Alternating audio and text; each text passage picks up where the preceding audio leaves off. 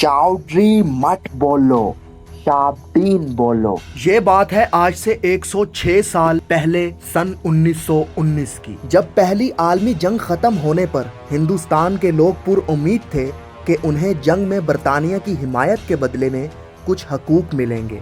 लेकिन 18 मार्च 1919 को Raoult act के तहत सियासी जद्दोजहद और इजहार राय के लिए जो थोड़ी बहुत आज़ादी हिंदुस्तानियों को हासिल थी वो भी छीन ली गई। इस एक्ट के तहत पुलिस को बेपनाह इख्तियारात दिए गए। वो किसी को भी बगैर वारंट गिरफ्तार करके 2 साल तक जेल में रख सकते थे। मोहम्मद अली जिन्नाह ने इस कानून के पास होने की मुखालफत करते हुए कहा, जिस मुल्क में ऐसे कानून नाफिज हों वो मुल्क महजब कहलाने का हकदार नहीं रहता।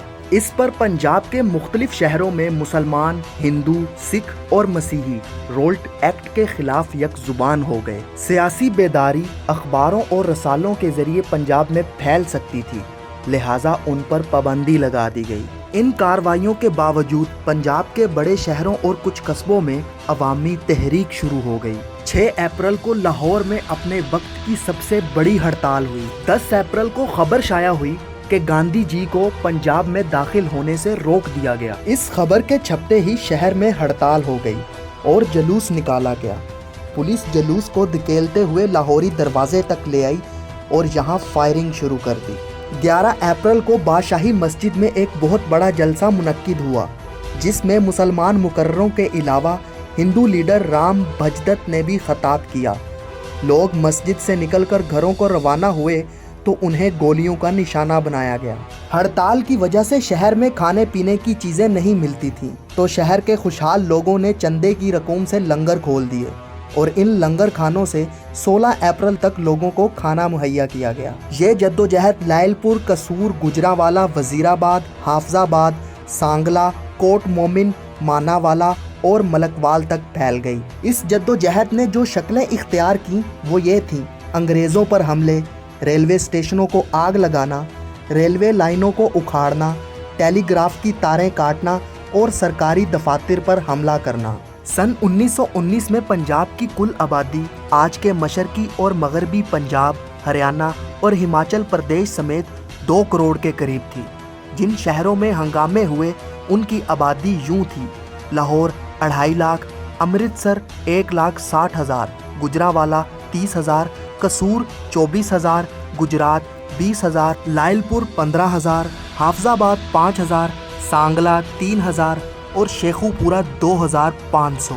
रोल्ट एक्ट मुखालफत जद्दोजहद सबसे ज़्यादा अमृतसर में हुई। पंजाब में एहतजाज पर काबू पाने के लिए पंजाब के गवर्नर सर माइकल एडवायर ने मार्शल लॉ नाफिज कर दिया। हर शख्स को पाबंद किया गया, जब कोई अंग्रेज़ नज़र आए तो वो उसे सैल्यूट करे।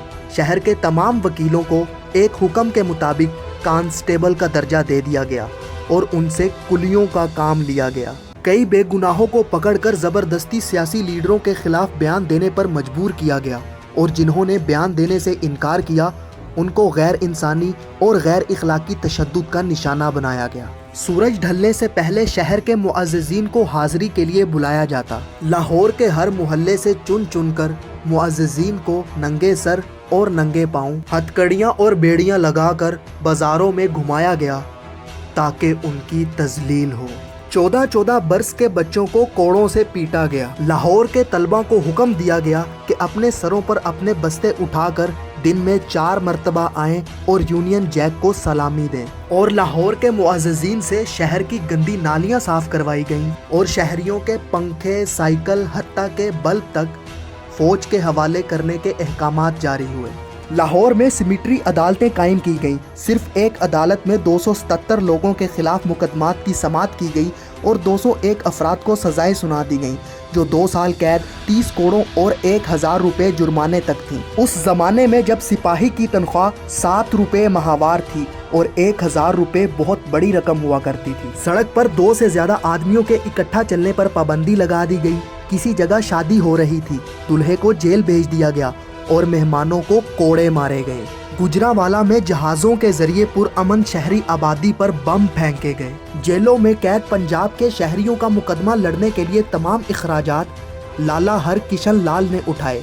वो खुद मार्शल लॉ के कैदी रहे। امرتسر، گجرانوالہ اور لائل پور سمیت باقی اضلاع میں 9 جون اور لاہور میں 11 جون کی نصف شب سے مارشل لا اٹھا لیا گیا۔ اس سارے ہنگامے کی جڑ رولٹ ایکٹ کہلاتا کالے قوانین کا مجموعہ تھا، اور رولٹ ایکٹ پر اصل میں کبھی عمل درآمد ہی نہیں ہوا۔